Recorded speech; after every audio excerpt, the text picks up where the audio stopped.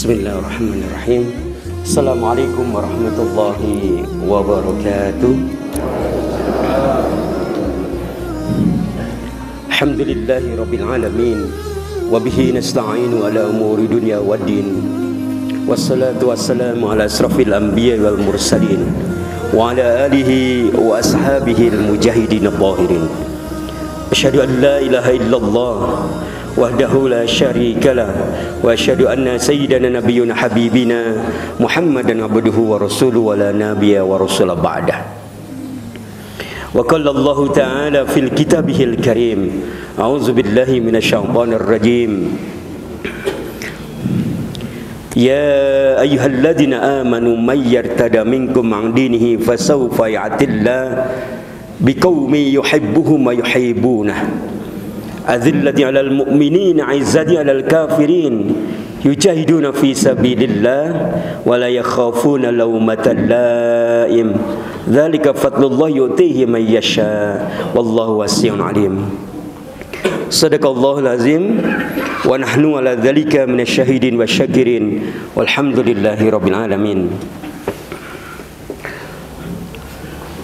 Bapak-bapak, ibu-ibu yang dirahmati Allah Subhanahu wa taala, mari pada kesempatan yang mulia ini kita bersyukur kepada Allah Subhanahu wa taala.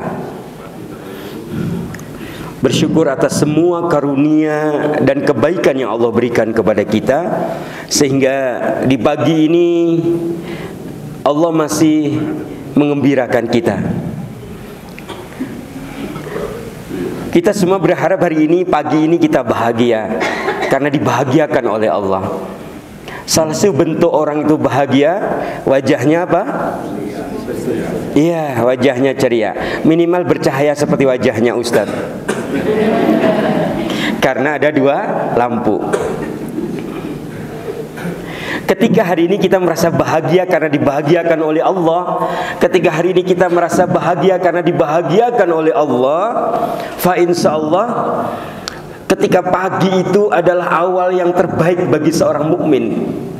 Maka kita akan menjalani kehidupan sampai nanti sore, sampai nanti malam akan penuh dengan kebaikan-kebaikan di dalamnya.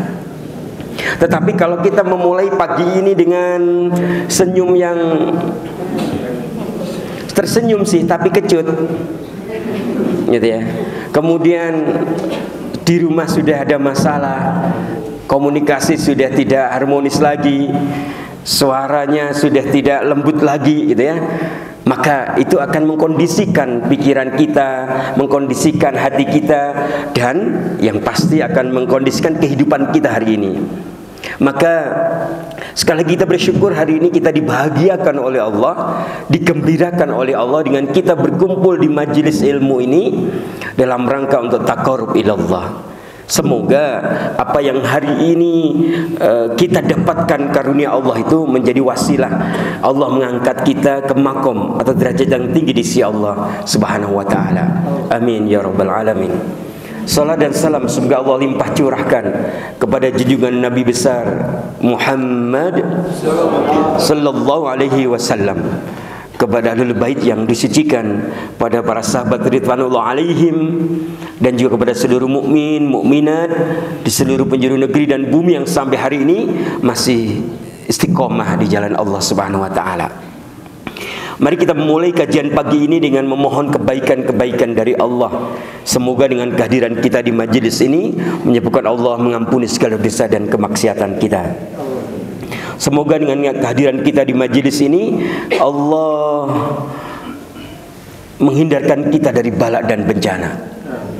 Semoga dengan kehadiran kita di majelis ini Allah memudahkan semua urusan-urusan dunia dan urusan-urusan akhirat kita. Semoga dengan kehadiran kita di majelis ini Allah menyembuhkan penyakit-penyakit kita, baik penyakit lahir maupun penyakit batin.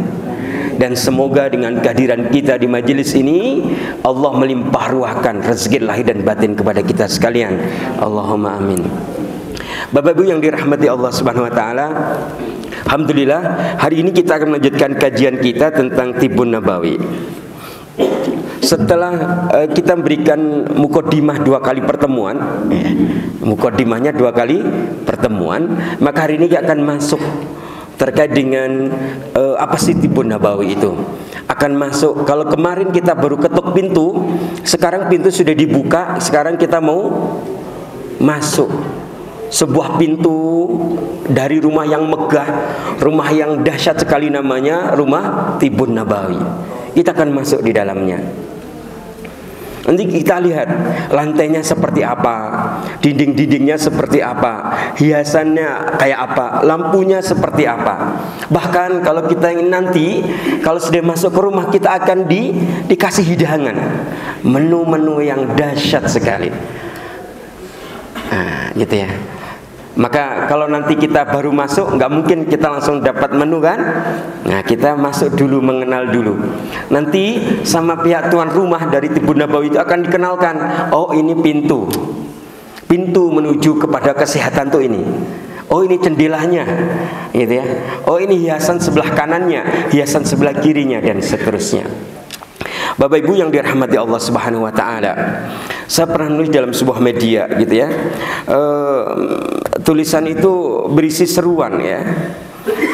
Tulisan itu berisi seruan. Seruan apa? Seruan kepada seluruh atau kepada siapapun yang hari ini mendedikasikan hidupnya di jalan Tibun Nabawi ini. Seruan ini kami sampaikan kepada seluruh praktisi Tibun Nabawi, atau kepada siapapun yang hari ini berjibaku memberikan kontribusi terhadap dakwah Tibun Nabawi ini. Maka saya sampaikan salam juang dan ukhuwah selalu. Ketahuilah bahwa pekerjaan besar yang harus kita rampungkan hari ini adalah dakwah Tibun Nabawi. Pekerjaan besar yang harus kita rampungkan hari ini adalah dakwah Tibun Nabawi. Kalau kita tidak ingin menjadi umat yang terkebiri, ketahuilah bahwa sebagian besar yang harus diselesaikan hari ini adalah segera mengambil kembali konsep kedokteran Islam yang hari ini bukan di tangan umat Islam. Segera kita ambil kembali untuk menuju kejayaan Islam.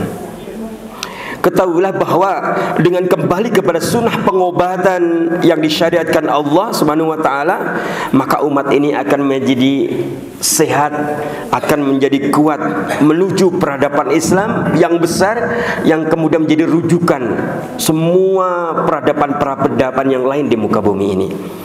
Oleh karena itu, insya Allah dengan dakwah Tibun Nabawi ini kita akan merangsek bersama-sama ke depan, maju bersama-sama ke depan dalam kondisi sehat. Kita mungkin harus memahami bahwa ternyata gitu ya, tidak dipungkiri lagi bahwa kejayaan umat Islam dahulu ya, kejayaan umat Islam sejak zaman Nabi hingga kekhalifahan, hingga setelahnya, bahkan kemenangan demi kemenangan oleh laki-laki hebat, panglima-panglima hebat, gitu ya. Sampai kepada kita mengenal Salahuddin Al-Ayyubi yang mampu membebaskan bumi Palestina, itu salah satunya karena mereka mengamalkan At-Tibun Nabawi. Kenapa? Karena Tibun Nabawi itu bersifat holistik. Tibun Nabawi itu bersifat holistik, itu menyeluruh, menyangkut perkara-perkara yang berhubungan dengan lahiriah kita atau jasmaniah kita, dan perkara-perkara yang berhubungan dengan batiniah kita. Bahkan di dalam Tibun Nabawi itu ada dibahas tentang bagaimana pengaruh akhlak kita, gitu. Akhlak, gitu ya. Kalau orang kadang menyebut akhlak itu bisa dimaknai emosi. Mohon maaf Bapak Ibu, emosi bukan artinya marah ya Bapak Ibu ya. Kalau emosi itu kadang marah, bisa dimaknai benci. Marah, benci itu emosi. Sedih itu emosi. Bahagia itu emosi. Jadi ternyata bagaimana kondisi dinamika emosi kita, bahkan bagaimana akhlak kita, itu sangat mempengaruhi kesehatan tubuh kita. Contoh misalnya Bapak Ibu, ada penelitian penelitian. Ustaz mau nanya, ada bapak ibu yang sering sakit lambungnya? Ada ya. Nah, itu ada penelitian, itu sering berprasangka buruk. Iya, sering berprasangka buruk, terutama kepada pasangannya. Nah, ketahuan ya, Pak, kalau ibunya itu sakit lambung, nah prasangka buruk ya, gitu. Jadi gitu. Dan kemudian ada konsep disebut emotion code, kode-kode emosi yang menunjukkan tingkat kesehatan seseorang, dan begitu seterusnya. Jadi sekali lagi, Tibbun Nabawi itu bersifat holistik, ya, bersifat holistik itu menyeluruh, menyangkut jasmani kita dan menyangkut rohani kita. Sehingga antara jasmani dan rohani ini sebuah sistem, sebuah kesatuan yang tak terpisah. Berbeda dengan konsep kedokteran yang lain, dipisahkan antara konsep jasadiahnya dengan konsep psikisnya, kejiwaannya. Jadi kalau sakit kaitannya dengan fisik, ke dokter. Kalau sakit kaitan dengan jiwa, ke psikiater gitu. Tetapi di dalam Islam ada konsep disebut khutbatul marid. Ada khutbah buat si sakit gitu ya, khutbatul marid itu. Di situ menunjukkan bahwa ketika kita itu ada masalah dalam fisik kita gitu, itu jangan-jangan berhubungan dengan bagaimana kondisi kejiwaan kita. Tahun sekitar 2000 sekian gitu ya, saya diamanai menjadi direktur operasional sebuah klinik terpadu gitu ya di Solo gitu ya. Jadi terpadu itu di situ melayani, dipadukan antara medis dan Tibbun Nabawi. Waktu itu pas saya bertugas, saya di ruang konsultasi. Ketika klinik sudah dibuka, kemudian banyak akhirnya pasien yang datang, kemudian mendaftar, dan tiba-tiba masuk ke ruangan saya pasangan, ya, suami istri. Begitu masuk ruangan saya, duduk di depan saya, gitu ya, seperti ini meja, kemudian duduk, ada 2 kursi di depan saya, duduk ngelihat saya langsung menangis, Bapak Ibu sekalian. Nah gitu ya, duduk melihat saya langsung nangis. Nah, mungkin ada yang mikir, kok Ustadz makasih banget ya gitu ya, atau gimana gitu ya. Nah Bapak Ibu tahu, ketika melihat dua tamu saya ini, 2 pasien ini, suami istri duduk langsung menangis, kira-kira apa yang Ustadz lakukan? Ada yang tahu Pak, Bu? Pertama, Ustadz menutup pintunya dirapatkan, pintu ruang konsultasi, biar tak terdengar di luar. Yang kedua, ya, Ustadz itu walaupun laki-laki tapi hatinya sensitif. Sehingga ketika ada yang nangis juga ikut nangis. Ya udah, kemudian saya bilang, Pak Bu, ya udah yuk kita nangis bareng. Gitu. Nah, setelah itu Bapak Ibu sekalian, setelah diam, kemudian saya nanya, Pak, Bu, sebenarnya ada apa?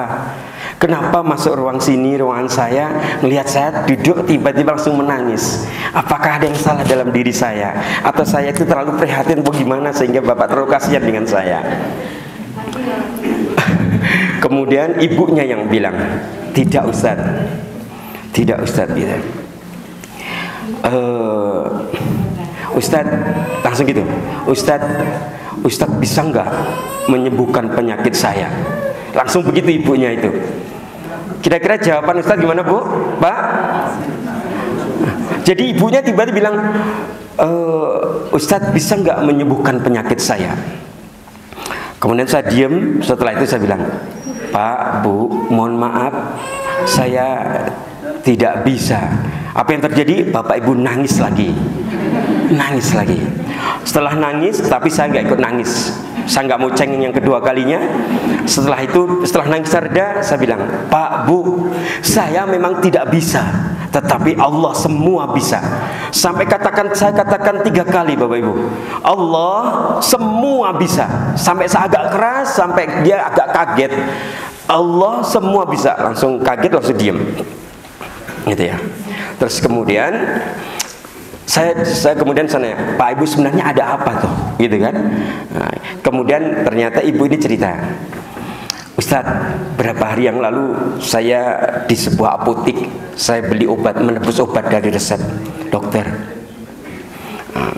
Terus kemudian ketika itu saya ketemu dengan seorang ustadz, dia juga ambil obat di apotik itu. Tiba-tiba saya curhat kepada ustadz ini, gitu ya. Ternyata ibu ini punya penyakit. Penyakitnya adalah ibunya ya, bukan bapaknya. Ibunya itu punya penyakit kanker payudara. Sudah kemoterapi, sudah berobat 2 tahun, tetapi penyakitnya tidak kunjung sembuh. Bahkan sudah bernanah. Kemudian cek terakhir, akar kankernya sudah merambat sampai ke otak, gitu. Kemudian Ustadz tadi bilang, Bu, Pak, kalau temuin Ustadz Abu aja, gitu. Berarti kira-kira Bapak Ibu ini datang ke klinik tempat saya praktek itu kira-kira apa Bapak Ibu? Kira-kira dia penuh harapan atau tidak Bapak Ibu? Makanya begitu saya bilang, saya nggak bisa, nangis lagi Bapak Ibu sekalian. Nah, setelah itu Bapak Ibu saya jelaskan. Waktu itu saya memberikan yang disebut dengan khutbatul marid. Di dalam Tibbun Nabawi ada khutbah buat si sakit. Saya jelaskan mengenai makna sehat, makna sakit, fadilahnya ketika orang sehat, fadilahnya ketika orang sakit, gitu ya. Kemudian apa sih keutamaan-keutamaan yang dimiliki, sejauh mana tingkat kedekatannya dan seterusnya. Kedekatan kepada Allah kayak apa, doa-doanya kayak apa dan seterusnya. Kemudian setelah itu saya rekam medisnya, saya tulis diagnosis dan tindakannya apa, misalnya bekam titiknya apa, herbalnya apa, dan dosisnya berapa. Sudah saya tulis di situ. Saya bilang, Bu, tolong map rekam medisnya dibawa ke resepsionis, nanti akan diantar oleh perawat menuju ke ruang tindakan. Apa kata ibu itu? Sudah Ustaz. Apa maksudnya Bu? Sudah, saya sudah sembuh Ustaz. Masya Allah. Jadi ibu itu bilang begitu. Maksudnya begini. Dia bilang, apa maksudnya Bu? Ustaz nanya gitu. Begini Ustaz, selama ini saya salah memahami apa itu sakit. Selama ini saya memahami sakit itu adalah bencana dalam kehidupanku. Saya selama ini memahami penyakit itu sesuatu yang membuat hidupku itu sengsara. Tapi setelah mendengar ayat-ayat Allah mengenai sakit dan sehat, setelah mendengar penjelasan Nabi mengenai sehat dan sakit, saya baru tahu ternyata sakit itu anugerah terindah ya Allah berikan kepada saya. Maka saya akan pamit pulang Ustaz. Jadi belum masuk ruang tindakan, kemudian apa? Kemudian pulang. Bapak Ibu yang dirahmati oleh Allah Subhanahu wa taala, begitulah bahwa ternyata ada di dalam Tibbun Nabawi memandang ada sisi fisiknya, ada sisi psikisnya atau sampai emosinya. Dan itu merupakan sebuah kesatuan yang memang harus dikondisikan, gitu ya, dan saling mempengaruhi. Bagaimana kondisi fisik kita, misalnya pola makan kita itu mempengaruhi psikis kita. Contoh kalau makan yang suka makan yang mengandung 5P. Tahu 5P Bu? Pak? P pertama Pak? Makanan yang mengandung pengawet, P pertama. P kedua, penyedap buatan, penyedap rasa. Yang ketiga, pemanis buatan. Yang keempat, pewarna. Yang kelima, pengembang misalnya gitu ya. Ya, gitu ya. Termasuk kalau tadi misalnya pemanis berarti sakarin gitu ya. Maka kalau kita sering mengkonsumsi makanan yang mengandung 5P itu, maka tubuh akan dipenuhi dengan toksin. Toksin itu apa? Racun. Racun di sini bukan dimaknai seperti ular berbisa, gitu, bukan itu ya, bukan bisanya ular, bukan itu. Racun ini adalah zat-zat atau partikel asing yang jika dimasukkan ke tubuh maka tidak bisa dicerna oleh tubuh kita. Dan itu kalau dibiarkan dalam tubuh kita akan bersifat patogen. Patogen itu akan menyebabkan timbulnya apa? Penyakit. Mungkin ada yang bilang, tidak Ustaz, saya setiap hari makan mie instan misalnya. Jadi makanan itu bersifat akumulatif. Akumulatif itu akumulasi, tertimbun. Nanti kalau sudah banyak baru nanti akan terasa. Mungkin kalau hari ini gitu, hari ini misalnya masih muda gitu, gitu ya, seperti saya gitu ya. Kok suka makan yang mengandung 5P, nanti kalau sudah umur 40 tahun ke atas gitu ya, baru nanti terasa, baru dia akan menjadi apa? Menjadi apa?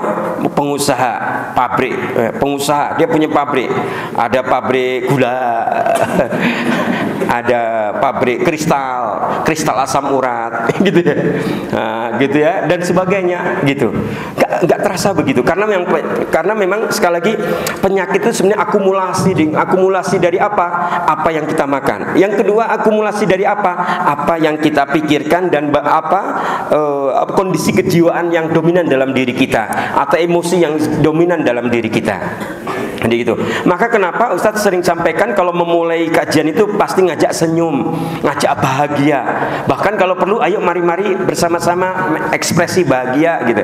Walaupun masih ada utang nggak apa-apa gitu. Tapi kita ekspresi bahagia gitu ya. Karena itu berpengaruh besar.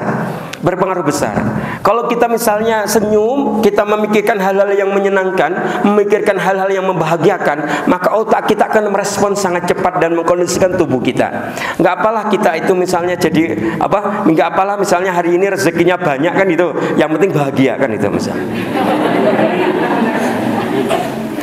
Itu direspon sama otak, jangan ngomong sebaliknya Bapak Ibu. Nggak apa-apa lah Ustaz, saya bahagia walaupun rezekinya sedikit, jangan ngomong gitu ya. Nggak apa-apa rezekinya banyak, yang penting bahagia. Jadi gitu. Karena rezeki itu bersifat apa? Bersifat komprehensif. Rezeki itu tidak hanya duit atau harta gitu ya.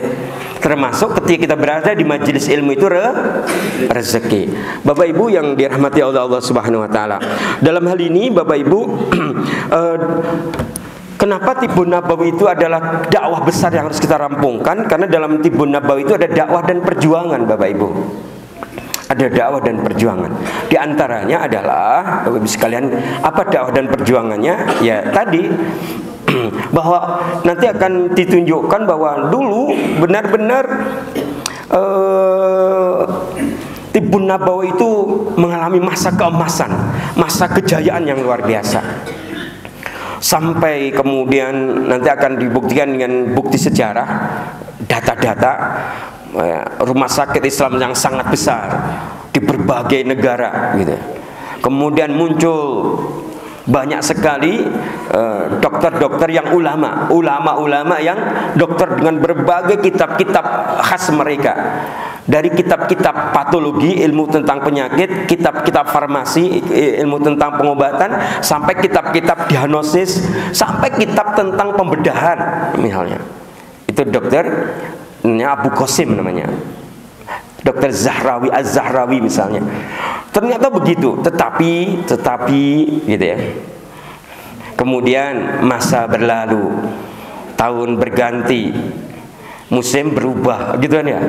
Akhirnya Tibbun Nabawi itu akhirnya hilang, kemudian tidak dikenal gitu ya.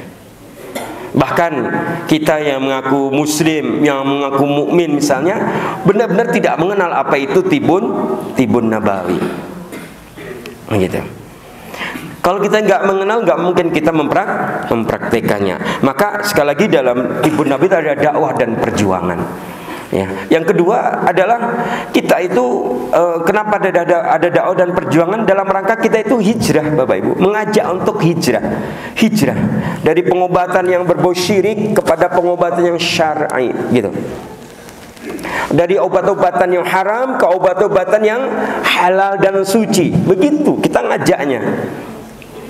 Dan itu semua telah disiapkan oleh Allah dan Rasulnya, dan sudah ada dalam Quran maupun dalam hadis gitu. Bagaimana pola hidup kita yang benar. Jadi gitu ya.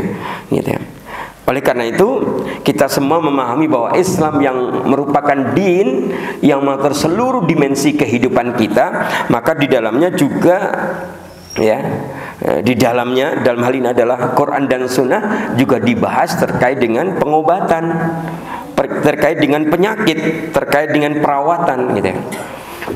Maka pengobatan, perawatan gitu ya, yang itu bersendikan Quran dan Sunnah, yang kemudian kita kenal dengan istilah Tibbun Nabawi. Maka para ulama menegaskan bahwa Tibbun Nabawi itu adalah praktek pengobatan atau kedokteran Islam yang terbingkai dalam keimanan kepada Allah berdasarkan Quran dan Sunnah. Apakah ada ilmiahnya? Ada, Bapak Ibu sekalian. Ada ilmiahnya. Misalnya kalau salah satu dari tindakan dalam Tibbun Nabawi al-hijamah misalnya, bekam. Ya, bekam misalnya Bapak Ibu sekalian. Apakah bekam itu ada sisi ilmiahnya, ada pembahasannya secara saintifik? Jelas ada. Sudah cukup banyak penelitian-penelitian para dokter muslim mengenai darah bekam, gitu ya. Apa sih sebenarnya yang dikeluarkannya? Bagaimana struktur molekul sel darah merah yang dikeluarkan, bagaimana bentuknya dan sebagainya, itu sudah diteliti. Terus bagaimana bekam itu bersifat misalnya antipiretik misalnya. Kalau kita berbekam maka keluhan kita misalnya nyeri bisa berkurang atau bisa diobati dengan berbekam. Bagaimana bekam itu bisa menyeimbangkan suhu di dalam tubuh, itu ada penelitiannya. Mudah-mudahan nanti suatu saat kita bahas khusus mengenai al-hijamah atau bekam, gitu ya. Jadi sekali lagi kita itu dengan Tibbun Nabawi itu sebenarnya sudah benar-benar ya, dari sisi ilahiyahnya sangat komplit, dari sisi ilmiahnya luar biasa komplit, gitu ya. Kadang orang memahami bekam, apa sih bekam? Kok bekam bisa mengobatin stroke? Bagaimana caranya, gitu ya? Itu ada penjelasannya. Bagaimana pengaruh bekam terhadap kulit, terhadap syaraf, terhadap sistem peredaran darah dan sebagainya. Semuanya sebenarnya ada penjelasannya secara ilmiah. Begitu Bapak Ibu sekalian. Oleh karena itu hari ini kita mencoba, sekali lagi kita akan masuk lebih jauh ke rumah Tibbun Nabawi ini, gitu ya, rumah yang megah ini. Tapi kita baru mulai masuk ya Bapak Ibu sekalian. Kemarin baru di emperan, sekarang mulai masuk Bapak Ibu sekalian. Maka ada 4 konsep dasar dalam Tibbun Nabawi itu. Ada 4 konsep dasar dalam Tibbun Nabawi ini atau dalam pengobatan Islam ini. Apa 4 konsep dasar itu? Pertama adalah mencegah, yang kedua mengkonsumsi, yang ketiga tidak mengkonsumsi, yang keempat melakukan pengobatan. Bisa ya Bu ya? Ini maksudnya saya persingkat. Pertama apa? Mencegah. Nah, jadi prinsip konsep Tibbun Nabawi pertama itu mencegah. Ternyata Tibbun Nabawi itu sebenarnya dominannya bukan kuratif tapi preventif. Dominannya sebenarnya pencegahan. Karena pencegahan selalu lebih baik daripada pengobatan. Misalnya hari ini ada madu ya. Oh enggak ada, oh ada, alhamdulillah. Misalnya ini minum madu gitu ya. Kadang orang itu minum madu menunggu kalau sudah sakit perut. Minum madu, kan madu itu bisa untuk menurunkan panas atau demam. Jadi kalau sudah panas baru nyari madu. Gitu Pak ya? Iya kata ibunya. Masya Allah kompak sekali ya. Iya gitu. Tetapi karena Tibbun Nabawi bersifat preventif, maka minum madu itu saat kita sehat. Madu menjadi minuman harian kita. Nanti akan kita bahas sampai ke situ. Nah, berikutnya adalah mencegah. Tadi adalah berarti mencegah apa? Datangnya penyakit kan itu ya. Gitu ya. Kalau dalam Tibbun Nabawi itu Bapak Ibu sekalian, penyebab penyakit itu yang pertama karena toksin Bapak Ibu sekalian. Apa? Toksin tadi. Salah satunya dari makanan. Ya, toksin ada 2 Bapak Ibu. Ada toksin fisik, ada toksin akidah. Ya, ada racun fisik, ada racun akidah. Kalau racun fisik dari mana? Dari makanan yang kita konsumsi, dari air yang kita minum, dari udara kan itu. Yang udara yang tidak baik kan itu. Itu. Bahkan ada penelitian Bapak Ibu, ternyata toksin itu sekali lagi berpengaruh tidak hanya pada aspek fisik kita, tapi juga psikis atau kejiwaan kita. Di antaranya Bapak Ibu, pengaruh psikis atau kejiwaan kita itu pada emosinya. Orang yang kandungan toksinnya banyak biasanya orang itu gampang marah, gampang tersinggung. Gampang apa? Marah, tersinggung, dikit-dikit apa? Iya itu. Dikit-dikit wajahnya apa? Nggak bisa senyum, gitu. Jadi bapak kalau nanti ibunya kok kelihatan wajahnya nggak gimana, bapak harus bilang, nah toksinnya banyak tuh, gitu. Sindir aja gitu. Kalau bapaknya marah-marah, bu bilang, nah toksinnya banyak. Kan itu. Kemudian penyebab yang kedua adalah pertama toksin, mohon maaf, toksin fisik tadi dari makanan. Yang kedua penyebab toksin yang kedua toksin akidah tadi. Hari ini kita sudah memahami Bapak Ibu sekalian, cukup banyak praktek pengobatan yang berbau syirik. Bahkan ruqyah pun ruqyah syirkiyah yang dipraktekkan. Gitu ya. Cukup banyak Bapak Ibu sekalian. Yang itu kadang kalau tidak dipahami oleh masyarakat kita, kadang itu dipraktekkan. Kalau ditanya, kenapa kamu praktek kayak gitu?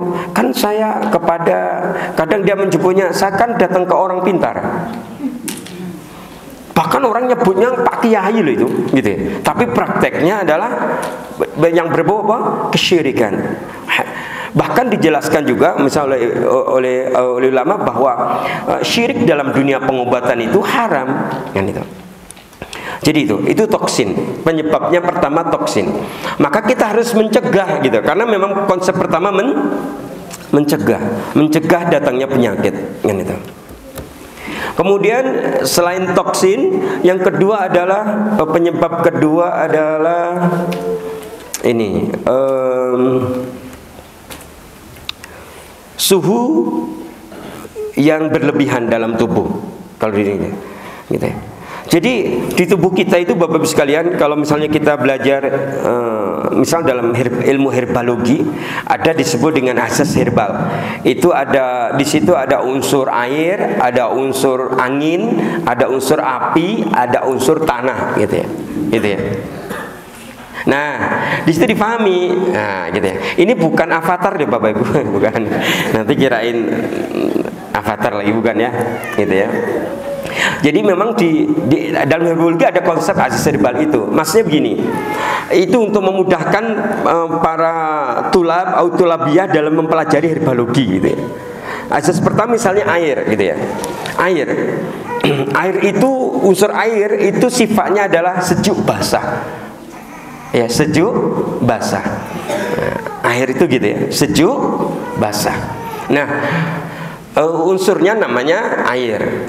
Kalau dalam tubuh kita apa organ yang mewakili air adalah adalah organ ginjal. Gitu ya. Kalau herbalnya apa? Herbalnya disebut diuretik, gitu. Nah, sedikit kita kenalkan itu Bapak Ibu sekalian. Jadi kalau berhubungan dengan bagaimana menguatkan ginjal, berarti mengkonsumsi herbal-herbal yang bersifat diuretik. Diuretik itu apa? Salah satunya kalau kita konsumsi menyebabkan buang air kecilnya banyak. Misalnya apa? Kopi. Nah, gitu ya, diuretik gitu Bapak Ibu sekalian. Nah, itu ya.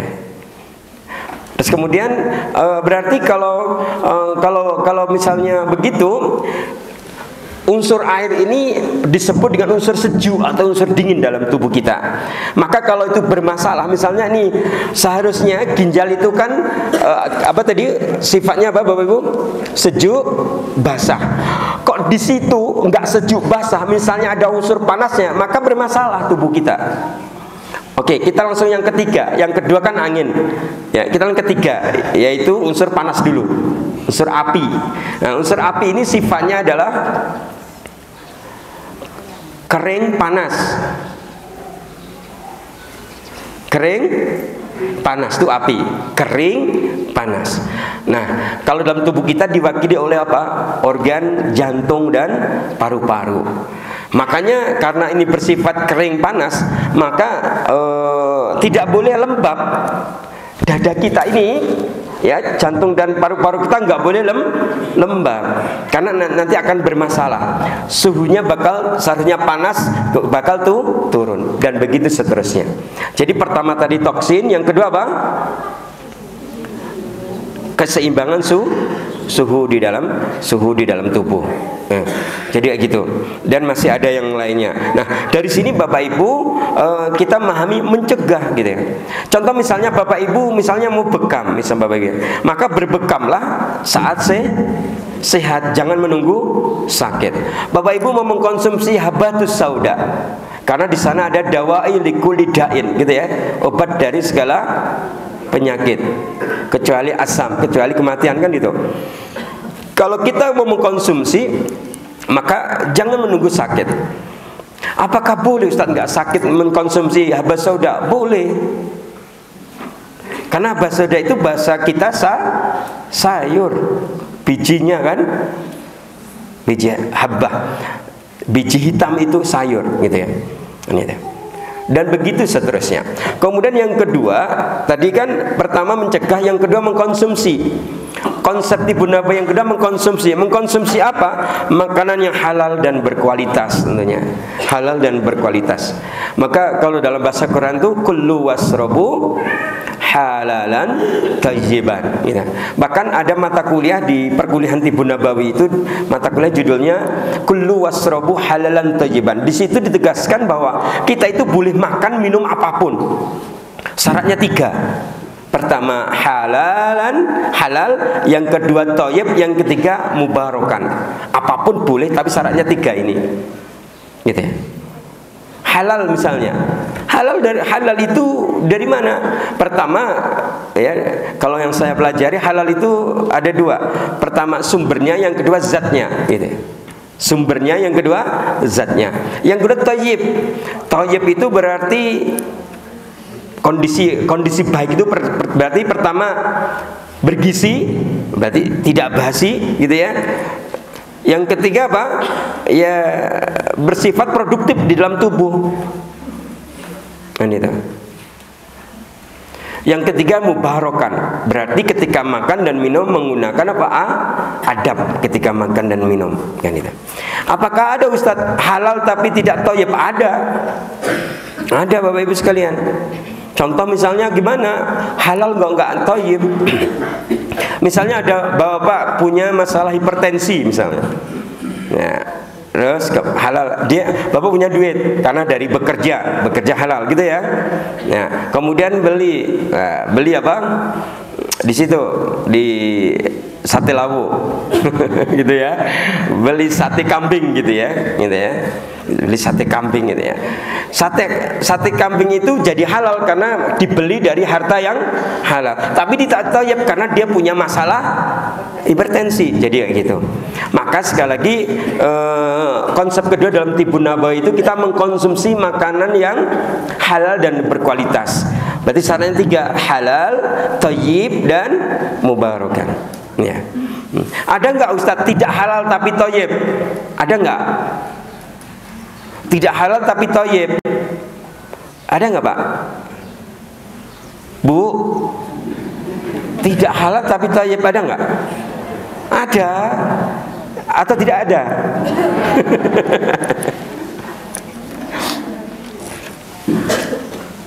Jadi ada Bapak Ibu. Contohnya apa? Misalnya ada seorang profesinya pencuri. Dia mencuri. Dikejar-kejar lagi habis itu ketahuan, tapi nggak ketangkep. Tapi dia kan lari gitu ya, nggak ketangkep. Uang yang didapat halal atau haram? Uang yang didapat pencuri ini halal atau haram? Haram. Tapi harus sekali lari karena capek, dia haus dan lapar. Kemudian dia beli makanan yang enak-enak dan bergizi, maka akhirnya badannya menjadi seger kembali. Gitu. Disebut ini tidak halal tapi thayyib. Nah, dari ini semua yang penting standar kita adalah yang penting halal, yang kedua yang penting thayyib, yang ketiga yang penting mubarakan. Jadi begitu. Nah, kemudian yang ketiga, konsep pertama tadi apa? Enggak, tadi loh. Konsep Tibbun Nabawi itu ada 4. Yang pertama apa tadi? Mencegah datangnya penyakit. Yang kedua, mengkonsumsi. makanan yang halal dan berkualitas. Yang ketiga, tidak mengkonsumsi makanan yang haram dan bertoksin. Itu yang ketiga. Tidak mengkonsumsi makanan yang haram dan bertoksin atau beracun. Kemudian yang keempat baru melakukan pengobatan. Ya. Tentunya ketika melakukan pengobatan diawali dengan membuang racun dari tubuh, yang kemudian kita kenal dengan istilah detoksifikasi. Semua pengobatan diawali dengan detoksifikasi. Itu. Bapak Ibu yang dimuliakan Allah Subhanahu wa taala. Terus sedikit kita bahas, apakah ada dasar normatifnya, Ustaz? Ada nggak dalilnya Ustaz Tibbun Nabawi itu? Tentunya ada, Bapak Ibu sekalian. Yang pertama, misalnya Quran, ya cukup kita cukup mengenal. Pasti Bapak Ibu ya sebagian sudah hafal juga. Bahkan kemarin dibahas khusus di sini di kajian di Ahad pagi di sini, ya, tentang apa? Tentang berobat dengan Quran. Auzubillahi minasyaitonirrajim wa nunazzilul minal Qur'an ma huwa syifaa'u wa rahmah lil mu'minin ilal akhiri alayah, gitu. Itu dalilnya bahwa Allah menurunkan Quran ini, Quran sebagai apa? Sebagai syifa wa rahmah, obat dan rahmat. Ya. Jadi gitu itu. Itu yang pertama. Kemudian yang ayat yang lain ya, misalnya dalam surat Asy-Syu'ara itu ya. Syu'ara ayat 80 misalnya. Di situ Allah sangat tegas ketika Allah berfirman, A'udzubillahi minasyaitonirrajim, wa idza maridtu wa huwa yashfin. Ketika aku sakit maka Allah lah yang menyembuhkanku. Jadi gitu. Nah, kemudian ada enggak hadis yang lain? Ada hadisnya. Hadis landasan hadisnya ada nggak Tibbun Nabawi itu? Yang pertama adalah kaitannya dengan tadi berubah dengan Quran. Ya, ketika dalam hadis riwayat Ibnu Majah, alaikum bisyafa'aini, gitu ya. Alaikum bisyafa'aini. Gunakan oleh kamu dua penyembuh. Yang pertama adalah Al-Quran. Yang kedua apa? Yang kedua wal asal. Asal itu apa? Asal itu yang di bawah bapak yang belakang itu, madu. Jadi berobatlah kamu dengan Quran, yang kedua dengan madu. Bapak-bapak sekalian, dalam kitab At-Tibbun Nabawi yang ditulis oleh Ibnu Qayyim al-Jauziyah, di situ ditegaskan metode pengobatan itu ada 3. Pertama disebut dengan metode pengobatan tabiiyah. Tabiiyah itu pengobatan secara fisik. Dalam hal ini berarti secara fisik itu menggunakan madu. Menggunakan madu, Bapak Ibu sekalian. Madu, Bapak Ibu sekalian, itu dari mana, Bapak Ibu? Madu itu dari mana asalnya, Bapak Ibu? Lebah, dari perut lebah, keluaran dari perut lebah. Nah, bahannya dari mana tuh lebah memasak madu di perutnya? Dari sari bunga. Namanya apa, Bu? Nektar. Nah, nektar itu sari bunga. Nah, itu sari bunga itu dari mana? Dihasilkan oleh siapa? Oleh tumbuhan induknya, kan itu. Berarti kalau misalnya Bapak-Ibu sekalian, kita itu sebenarnya perintah suruh berobat dengan madu itu, kita itu suruh perintah untuk kembali kepada alam, Bapak Ibu, kepada herbal, kepada tanaman obat, sebenarnya begitu. Cuma sekarang sudah ada yang dalam bentuk madu, gitu kan?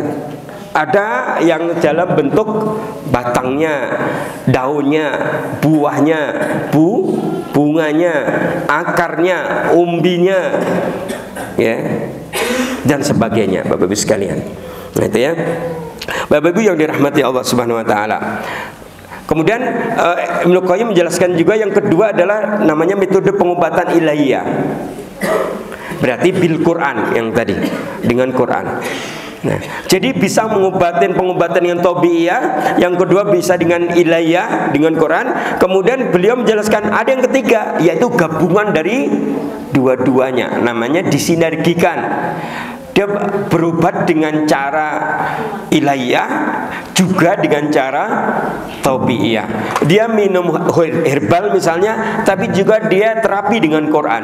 Dia minum herbal, dia juga terapi istighfar. Dia minum herbal, tapi dia juga terapi dengan sedekah. Dia minum herbal dengan terapi murah senyum. Senyum Bapak Ibu sekalian. Bapak Ibu percaya nggak sih senyum itu mendatangkan rezeki? Iya. Bapak Ibu, senyum itu silaturahim Bapak Ibu, gitu kan? Menemukan orang mendekat kalau kita cemberut. Ada orang mendekat kita nggak kalau kita cemberut? Iya. Makanya nanti Bapak Ibu nanti sampai rumah apa? Bercerminlah lagi. Coba lihat wajahnya Bapak Ibu, kaget nggak ngeliat wajah sendiri? Jangan sampai bercermin kaget itu wajah siapa? Itu kan? Ya karena tadi saya bisa tersenyum nggak sih dan seterusnya. Bapak Ibu yang dirahmati Allah Subhanahu Wa Taala, itu kan? Itu bahkan dalam hadis yang lain, hadis riwayat Ibnu Majah juga bahwa ada kalimat di situ. Khairul dawail Quran. Sebaik-baik berobat itu adalah dengan Quran. Gitu ya. Adalah dalam hadis yang lain ditegaskan pula hadis Muslim bahwa likulli da'in dawaun gitu ya. Setiap penyakit pasti ada obatnya. Faida usibu dawaidain, ketika penyakit itu telah diobati dengan cara yang tepat, dengan caranya Allah, maka akan buro'a itu bakal sembuh. Bismillah azza wa jalla, atas izin Allah yang maha kuasa. Jadi begitu. Karena Bapak Ibu, Allah itu kan punya namanya apa? Asy-Syafi, gitu ya. Allah maha menyembuhkan. Kadang ketika Allah menyembuhkan kita itu, kadang Allah menyembuhkan kita dengan sebab, kadang dengan sebab yang lemah, kadang dengan sebab yang kita tidak pernah menduganya. Kadang juga Allah menyembuhkan kita tanpa sebab. Maka ketika kemudian Bapak sekalian kita misalnya sakit kemudian berobat, kemudian kita meyakini bahwa Allah itu bakal menyembuhkan kita kalau kita ngikuti caranya Allah, cara berobatnya. Yang dimaksud dengan caranya Allah tadi apa? Menggunakan metode tibun nabawi. Itu Bapak Ibu sekalian. Bahkan kaitannya dengan dunia kedokteran dan dunia pengobatan, dalam Quran itu ada dua istilah Bapak Ibu sekalian. Pertama adalah al-marad, yang kedua asy-syifa. Al-marad di dalam Quran itu ada 25 ayat. Ada di 25 ayat tentang al-marad, tentang penyakit. Nah, penyakit di sini tidak hanya penyakit yang berhubungan dengan penyakit fisik, tapi juga berhubungan dengan penyakit psikis. Sampai penyakit yang hubungannya dengan sihir. Kemudian juga di dalam penyakit itu ada kaitan dengan penyakit hati. Misalnya yang mungkin kita juga cukup menghafal gitu ya. Misal surat Al-Baqarah ayat 10 gitu ya. Di situ sangat jelas ketika Allah menegaskan kaitannya dengan apa? Penyakit hati gitu ya. Al-marad gitu ya. Fi qulubihim maradun fazadahumullahu marada. Terus ya. Jadi gitu Bapak Ibu sekalian. Kemudian Bapak Ibu sekalian, istilah yang kedua adalah asy-syifa. Di dalam Quran, asy-syifa itu ada dalam 6 ayat Bapak Ibu. 6 ayat. Nanti Bapak Ibu bisa mencari ya, bisa menemukan apa 25 ayat dalam Quran yang berhubungan dengan al-marad, apa 6 ayat dalam Quran yang berhubungan dengan apa Bapak Ibu? Asy-syifa, gitu ya. Itu. Nah, kemudian apakah ada bukti otentik yang menunjukkan bahwa kita itu dianjurkan untuk kembali kepada at-tibbun nabawi? Tentunya ada, gitu ya. dalam kitab yang tadi sudah dikodifikasi judulnya Tibbun Nabawi yang ditulis oleh siapa tadi, Ibnu Qayyim Al-Jauziyah tadi, di situ ada sekitar 50 hadis lebih yang berisi penyakit tertentu dan bagaimana cara pengobatannya. Bahkan di dalam kitab itu juga ada lebih dari 300 hadis kaitan dengan kebersihan diri, kebersihan lingkungan, dan juga bagaimana pola makan dan pola minum gitu ya. Nah, Bapak-Ibu sekalian, bagaimana bukti secara empirisnya? Bukti empiris itu bukti nyata berdasarkan pengalaman gitu ya.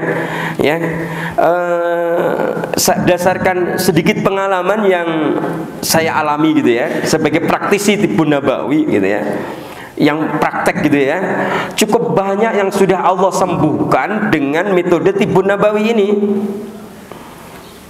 Bahkan sebenarnya saya ada kisah-kisah waktu praktek. Ada seorang ada anak dari seorang ulama di Solo gitu. Kan saya praktek di Solo ya. Waktu itu dia sudah menikah dan 11 tahun menikah, belum punya anak. Datang ke klinik tempat saya praktek. Baru kemudian di situ diberikan beberapa advice sekaligus beberapa tindakan, baik tindakan secara tabiiyah maupun tindakan secara ilahiyah. Kemudian kurang lebih 3 bulan kemudian datang itu bapaknya yang ulama itu mengatakan bahwa anak saya sudah hamil. Ketika hamil itu anaknya ya, yang perempuan maksudnya hamil, itu datang ke saya itu dengan bukan penasaran tapi ngomong gini, "Ustadz, sebenarnya anakku itu kamu apain sih?" bilangnya sampai gitu. Jadi seolah-olah itu dia, kenapa ini gitu ya gitu. Kemudian saya jelaskan kalau ini Tibbun Nabawi Pak, ini Tibbun Nabawi Pak Yai, saya bilang. Sedikit saya jelaskan ke beliau gitu ya. Jadi kayak gitu Bapak Ibu sekalian ya. Kemudian dari penyakit yang misalnya hipertensi, kolesterol, stroke gitu ya, kemudian mungkin depresi, jantung gitu ya, vertigo, kemudian sinus ya, sinusitis, sampai kepada penyakit kejiwaan. Sudah cukup banyak yang kemudian Allah sembuhkan. Nah, itu buktinya. Kemudian ada nggak bukti lain? Baik, kita akan melihat bukti sejarah, dalam sejarah. Bukti bahwa dalam Tibbun Nabawi itu, Tibbun Nabawi kita itu pernah mengalami kejayaan dan begitu banyak keajaiban kesembuhan ya Allah berikan dalam praktek Tibbun Nabawi di situ. Misalnya yang paling fenomenal itu di Mesir ya. Pada saat Mesir dipimpin oleh Khalifah Al-Mansur Qalawin. Pada tahun 1281 Masehi, beliau mendirikan sebuah rumah sakit besar dengan kapasitas 8.000 kamar. Bapak Ibu bisa nggak membayangkan? Kalau kira-kira menurut Bapak Ibu ruangan masjid ini yang buat kajian, ini kalau dipeta-peta menjadi berapa kamar untuk rumah sakit Bapak Ibu? Masa 10 kecil banget Pak? Ya udahlah, kita sama harga sahabat aja lah, 8 boleh lah. 6 boleh. Anggap aja misalnya 8 Bapak Ibu sekalian ya, 8. Maka saat itu gitu ya, Al-Mansur Qalawin telah mendirikan sebuah rumah sakit besarnya 1000 kali ruangan ini Bapak Ibu. 1000 kali ruangan ini pada tahun 1281 Masehi. Kira-kira besar atau kecil Bapak Ibu sekalian? Besar. 8.000 bed loh Bapak Ibu. Jadi luar biasa kemajuannya pada saat itu kan gitu ya. Bahkan kemudian di Baghdad sudah muncul banyak rumah sakit. Bahkan kemudian juga di Turki ada 9 rumah sakit besar Bapak Ibu sekalian. Kemudian juga muncul pada saat itu tadi muncul banyak sekali ulama-ulama yang dokter gitu ya, dengan kitab-kitab khas mereka gitu ya, dengan kitab-kitab yang khas mereka. Jadi begitu Bapak Ibu sekalian. Banyak ya, Ibnu Zair, kemudian punya banyak tokohnya gitu ya. Yang fenomenal yang agak kemudian diperbincangkan yang agak sengit itu misalnya Ibnu Sina gitu ya. Ibnu Sina gitu ya, dengan kitabnya apa? Qanun fi At-Tib gitu ya, kitabnya beliau. Kemudian menjadi rujukan di berbagai fakultas ya. kedokteran di negara sana, di negara barat sana, gitu Bapak Ibu sekalian. Terus Bapak Ibu sekalian, Ustaz ingin mengabarkan bahwa hari ini itu sebenarnya sudah muncul, sudah terjadi yang disebut kebangkitan Tibun Nabawi, Bapak Ibu sekalian. Dan kebangkitan Tibun Nabawi itu sebenarnya sudah agak lama, gitu ya. Kalau misalnya Bapak Ibu mendengar, apakah sekarang sudah ada kebangkitan Tibun Nabawi, Ustaz? Bapak Ibu nanyanya telat. Karena kebangkitan itu sudah sekian tahun yang lalu. Nah, gitu ya, kebangkitan itu ya. Ada yang menyampaikan bahwa kebangkitan Tibun Nabawi sudah sejak tahun 2000-an. Sekarang berapa? Tahun berapa? 2022. Berarti kalau Bapak Ibu telat, masa Ustadz sekarang sudah ada kebangkitan Tibun Nabawi? Berarti pertanyaannya telat. Sudah 20 tahun yang lalu mulai terjadi kebangkitan. Apa buktinya? Nah, kita lihat. Ada fenomena-fenomena yang menarik yang mengiringi kebangkitan Tibun Nabawi ini, Bapak Ibu sekalian. Ya. Sudah habis, Pak ya? Jam 7:05 menit, Pak. 5 menit lagi. Ya. Soalnya tehnya belum diminum. Bapak Ibu yang dirahmati Allah Subhanahu wa taala. Apa nih fenomena-fenomena yang mengiring kebangkitan Tibun Nabawi? Yang pertama, Bapak Ibu sekalian, dalam data saya itu banyak muncul sarjana-sarjana kedokteran Islam, tapi dia bukan orang Islam. Jadi banyak sarjana Barat, tapi dia ngambil konsentrasinya di kedokteran Islam, gitu ya. Banyak ya di sini, datanya saya cukup banyak, gitu ya. Di Eropa misalnya Mayov namanya di sini ya. Ada Douglas Guthrie, gitu ya, dan seterusnya. Di sini di data saya cukup banyak, gitu ya. Nah, yang saya tidak ingin bahas namanya, nggak perlu, gitu ya. Yang ingin saya sampaikan adalah kira-kira Bapak Ibu bangga nggak dengan munculnya banyak sarjana-sarjana dari Barat, tapi dia ngambil kedokteran Islam. Bapak Ibu bangga nggak kira-kira? Hah? Bangga atau tidak, Pak, Bu? Iya. Seharusnya kita apa? Sedih.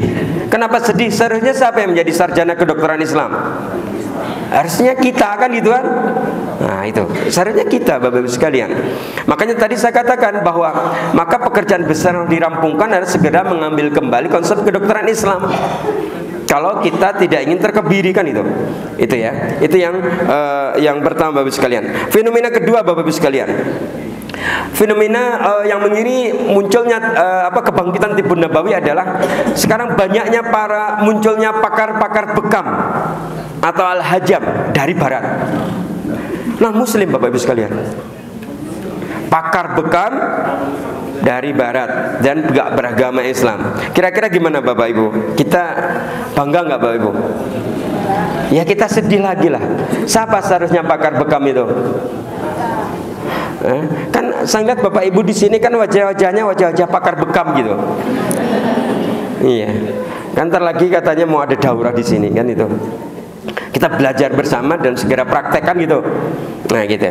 Kemudian contohnya cukup banyak, Bapak Ibu, ya. Ada Dr. Michael Richgard, ini dari California. Kemudian ada Kohler D. Kemudian ada Thomas W. Anderson. Di sini ada mereka dan penelitian-penelitian tentang bekam, ya. Termasuk misalnya Thomas W. Anderson mengatakan dalam penelitiannya bahwa ternyata bekam itu bisa menyembuhkan 100 penyakit lebih, kata beliau. Padahal ada hadisnya. Nabi pernah berpesan, barang siapa berbekam di titik umum mughid itu mana, Bapak Ibu? Ar-Ra'sun. Umum mughid di sini. Ubun-ubun di sini, maka bisa menyembuhkan 100 penyakit lebih, kata Nabi. Di kata-kata yang hal itu menjadi hasil penelitiannya Thomas W. Anderson, yang itu, Bapak Ibu sekalian. Itu fenomena yang kedua, ya, gitu ya. Bahkan terkait dengan ahli jamaah ini ada ini ada pernyataan Dr. Amir Muhammad Soleh, ya. Dia dosen di Chicago University.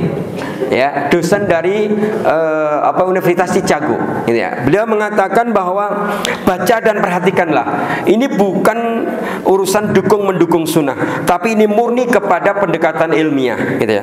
Hari ini orang-orang Barat, ya, orang-orang Barat pada zaman sekarang sedang memburu pengobatan dengan berbekam ini.